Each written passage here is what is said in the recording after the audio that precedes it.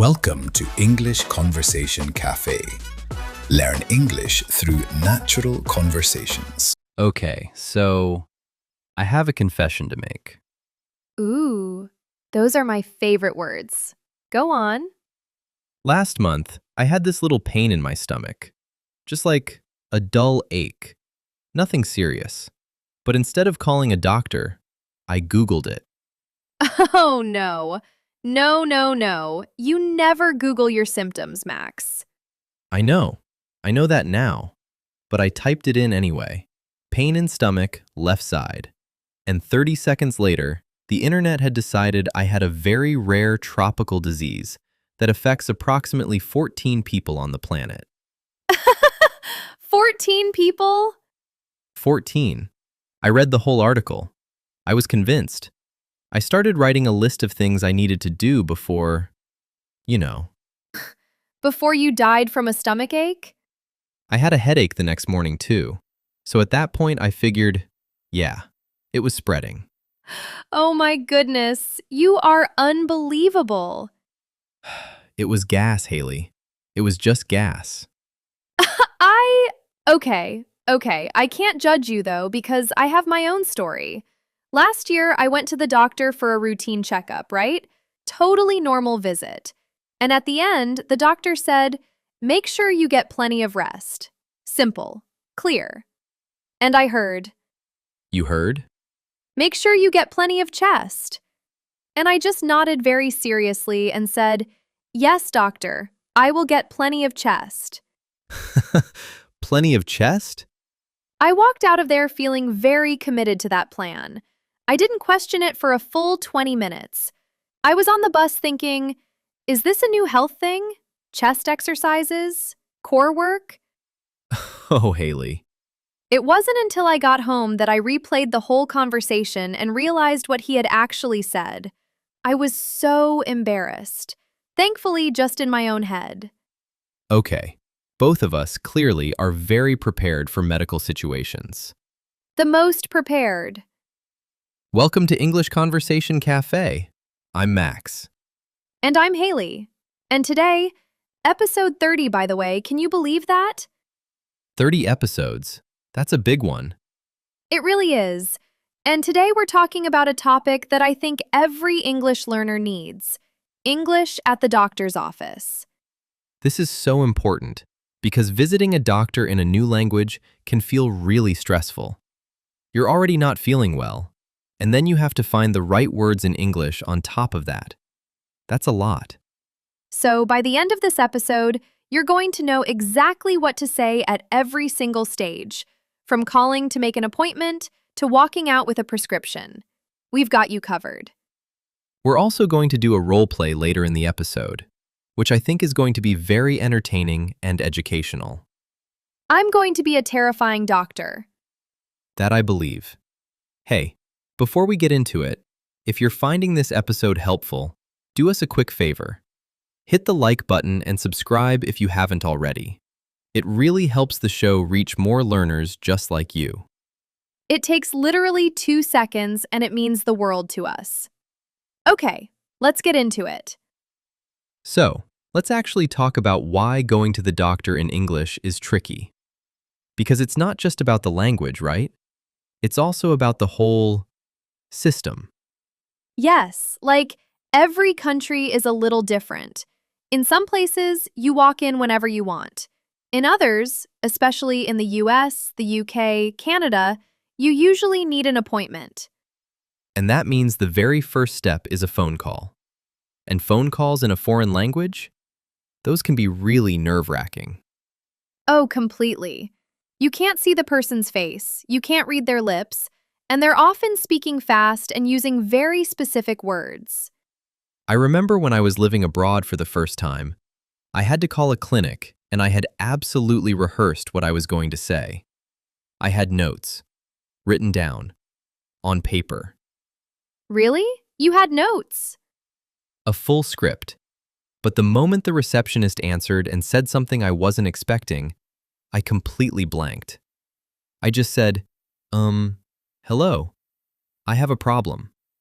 Very professional. That is peak language learner energy right there. We have all been there. And then there's the waiting room, which is its own experience. Oh, the waiting room. The fluorescent lights, the old magazines. That one person who's coughing very loudly and you're trying to sit as far away from them as possible. While also hoping you don't accidentally make eye contact with anyone. Because then you'd have to make small talk and your brain is already overwhelmed from just being there. And then they hand you a clipboard with a stack of forms to fill out and you're like, okay, I can do this. Filling out medical paperwork in a second language is genuinely hard. You see words like next of kin and prior conditions, and you're like, I understood every single one of those words separately, but together, I have no idea what's happening. Next of kin sounds like a fantasy novel character. It really does. So yes, there's a lot to navigate. But the good news is, most of it follows a pattern. And once you know the key phrases, you're going to feel so much more confident. All right, let's walk through the whole experience together, step by step. Okay, so step 1.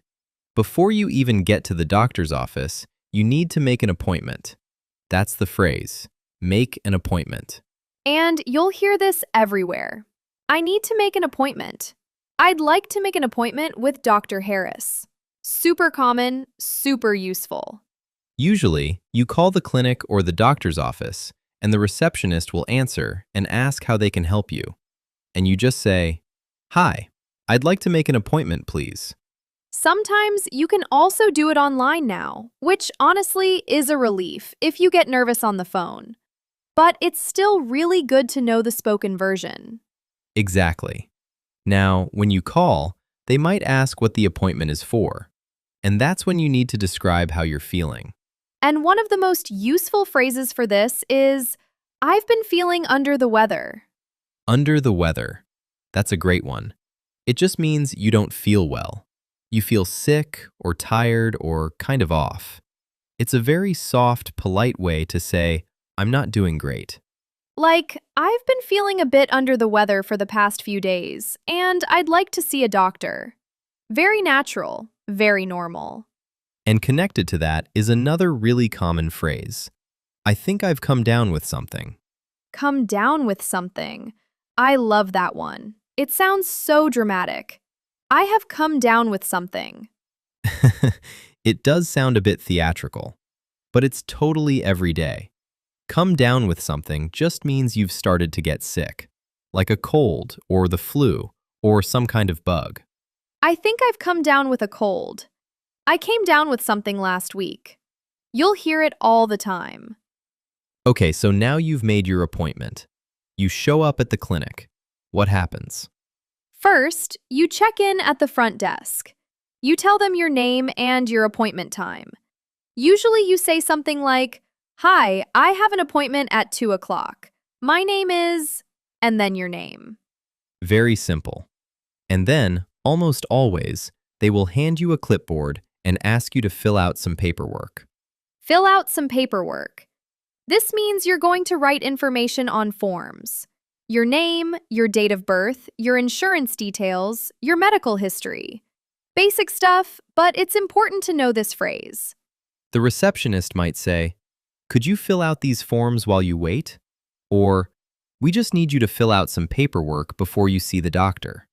And your answer is usually just, Of course, no problem. And then you sit down in the waiting room and try to figure out what next of kin means. Don't worry. It just means your closest family member. Someone they can contact in an emergency. Okay, that is genuinely useful. I wish someone had told me that my first time. So now you've checked in, you've filled out the paperwork, you're sitting in the waiting room. And eventually, after what can feel like forever, someone calls your name. And they say, the doctor will see you now, which is such a classic phrase. Very formal, very official. The doctor will see you now. And you follow them to the exam room. Which brings us to the fun part. Role play time! Okay, I am going to be the receptionist first and then the doctor. And Max, you are going to be the patient. A very nervous patient. I mean, I basically am anyway, so this should be very authentic. Good morning, doctor's office. How can I help you? Um, yes, hi. I would like to make an appointment, please. Of course. And what seems to be the issue? I've been feeling a bit under the weather for the past few days. I think I've come down with something. Maybe a cold or, I don't know. I Googled it and the internet says, Sir, please do not tell me what the internet says. right, sorry. So yes, I'm not feeling well and I'd like to see a doctor. No problem. We have an opening tomorrow at 10:30. Does that work for you? Yes, that works perfectly. Thank you. Good. See, that was easy. Short, clear, polite. That's all you need for the phone call. It really was simple when you say it like that. Okay, round 2. Now I'm the doctor. You're in the exam room. I'm going to walk in. Good morning. I'm Dr. Smith. So, what seems to be the problem? Hi, yes. So, I've been feeling under the weather for about a week now. I've got a sore throat and I've been really tired. And I've had a slight fever on and off. I see. And how long have you been feeling this way exactly? I've been feeling like this for about 7 or 8 days now. Any other symptoms? Headache? Cough? Runny nose? A little bit of a cough, yeah. And my head has been pretty heavy. All right, I'm going to take your vital signs first.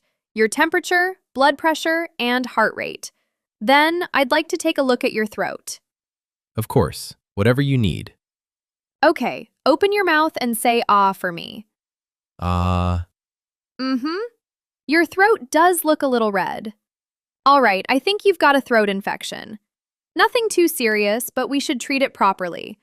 I'm going to prescribe something for you, an antibiotic. You take it twice a day with food for 7 days.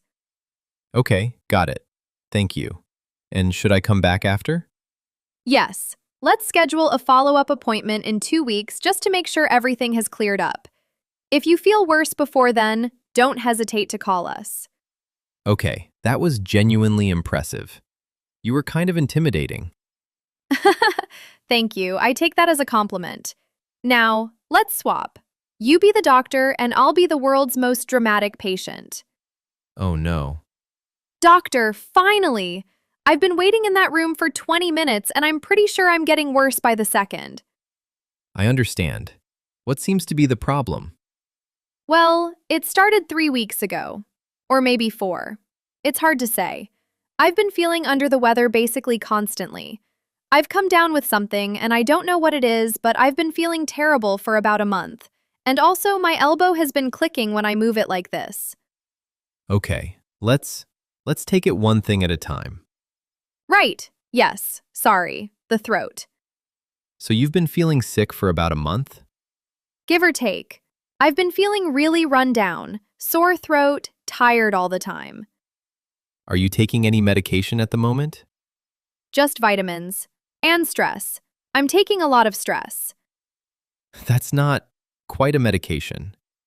Okay, I'm going to take your vital signs and then we'll see what's going on. Okay, that was fun. And listeners, did you catch all those phrases?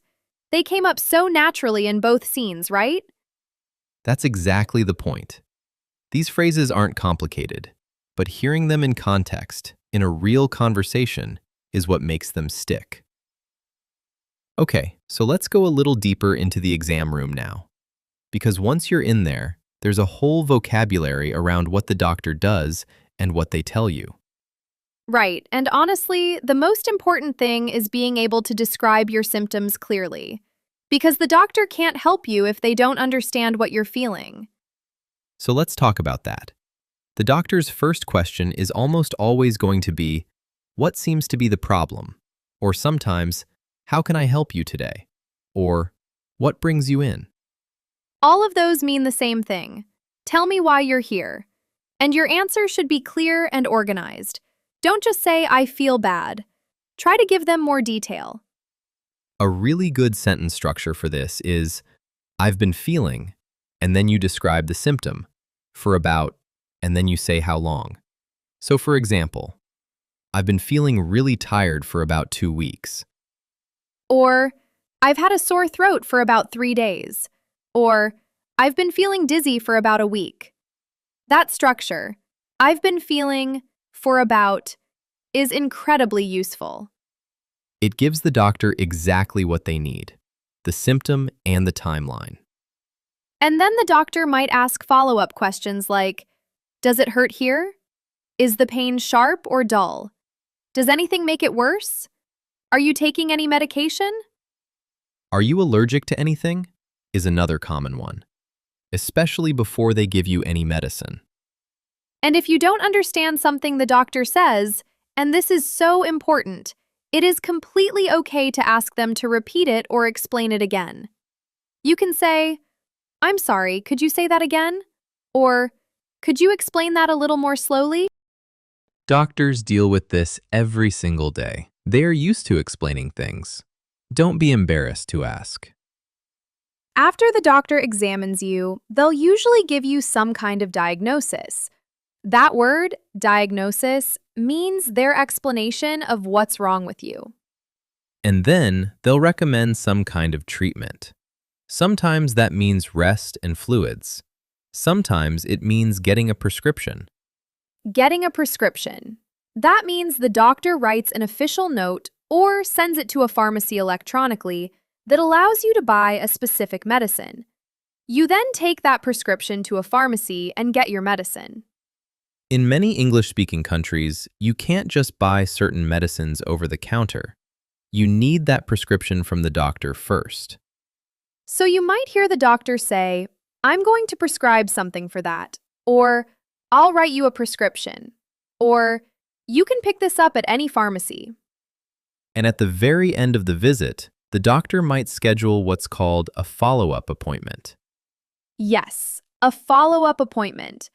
That's a second visit, usually a few weeks later, so the doctor can check that you're getting better. They might say, let's schedule a follow-up, or I'd like to see you again in 2 weeks. And the receptionist at the front desk can help you set that up when you check out. The whole experience, from the phone call to checking out at the front desk, follows a pretty predictable pattern. And the more you practice the phrases, the more confident you'll feel. It's one of those situations where preparation really does make a huge difference. If you go in knowing these expressions, you won't panic. You'll just handle it. Exactly. And hey, even native speakers sometimes walk out of a doctor's appointment thinking, wait, what did they actually tell me to do? So don't be too hard on yourself if it takes a couple of visits to feel fully comfortable. That's such a good point. Give yourself credit for just showing up and trying in a language that isn't your first. That takes real courage. It really does. All right, we have a question for you, our listeners and viewers. Have you ever visited a doctor in an English-speaking country? Or maybe you've had to explain a health problem in English, at a pharmacy, or even on the phone. We would love to hear your story. Tell us in the comments, what was the hardest part? Was it the vocabulary? The phone call? Filling out the paperwork? Or, hey, did you have a funny moment, like mishearing something the doctor said? Because if you've got a story like that, we definitely want to know. Drop it in the comments. We read every single one. Okay, it's time for the Cafe Rewind, where we go back through the most useful expressions from today's episode so you can really lock them in. 8 expressions today, and every single one of these came up naturally in our conversation. So let's revisit them together. Number 1, make an appointment. This is what you say when you want to book a time to see the doctor. It means to schedule a visit. Your turn. Say it with me. Make an appointment. Great. You'll use this phrase every time you contact a clinic. I'd like to make an appointment, please. Number 2, under the weather. This expression means you don't feel well. You feel a bit sick, tired, or run down. It's soft and natural, not too dramatic. Try it. Under the weather. Perfect. For example, I've been feeling a bit under the weather lately. Simple and super common. Number 3. Come down with something. This means you've started to get sick. A cold, a virus, an infection. Something has begun. Repeat after me. Come down with something. Well done. I think I've come down with something is one of those phrases native speakers use all the time. And it sounds so natural when you use it too. Number 4. Fill out some paperwork. Fill out means to write information on a form. Paperwork is the forms themselves, the documents you complete at the front desk. Say it. Fill out some paperwork. Exactly. Could you fill out some paperwork while you wait? That's something you'll hear at almost every clinic visit. Number 5. What seems to be the problem? This is the doctor's classic opening question. It means, why are you here? What is wrong? It's very polite and formal. Repeat the whole phrase. What seems to be the problem? Excellent. When you hear this, it's your cue to describe your symptoms clearly and calmly. Number 6. I've been feeling for about...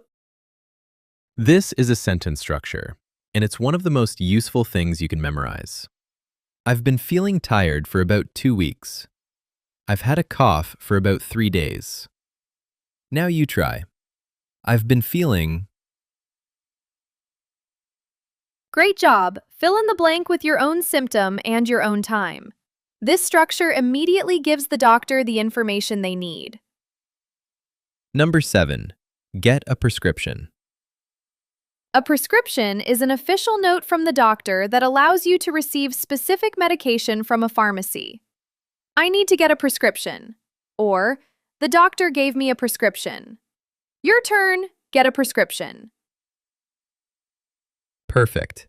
You take the prescription to the pharmacy, and they give you the medicine the doctor recommended. And number 8, follow-up appointment. This is a second visit to the doctor, usually a few weeks after the first one, to check that you're getting better. The doctor might say, let's schedule a follow-up appointment. Repeat, follow-up appointment. Wonderful. A follow-up appointment means the doctor wants to check in on your progress. It's a good sign. They're taking your health seriously. 8 expressions, and you now know all of them. Let's do a quick recap. No pauses this time, just listen. Make an appointment. Under the weather. Come down with something. Fill out some paperwork. What seems to be the problem? I've been feeling for about... Get a prescription. Follow-up appointment. Every single one of those will come up the next time you're at a clinic or a hospital. You are ready. Okay, that is a wrap on episode 30 of English Conversation Café. 30 episodes. I cannot believe it. Thank you, genuinely, to everyone who has been here since the beginning, and to everyone who found us more recently. You are the reason we keep going. And I just want to say, if any of you have an upcoming doctor's visit in English, you are going to do amazing. You have the phrases. You have the confidence. You've got this. And remember, if you ever blank on a word or don't understand something the doctor said, it is completely fine to ask them to repeat it. Nobody expects you to be perfect. They just need to understand you, and you need to understand them. That's it. Although, Max, one last piece of advice for you specifically. Next time your stomach hurts, Don't Google it. do not Google it. Call a doctor. Make an appointment. Do not spend an evening convinced you are the 15th person in the world to have a rare tropical condition. It was a very stressful evening, okay? I've learned my lesson. He's learned.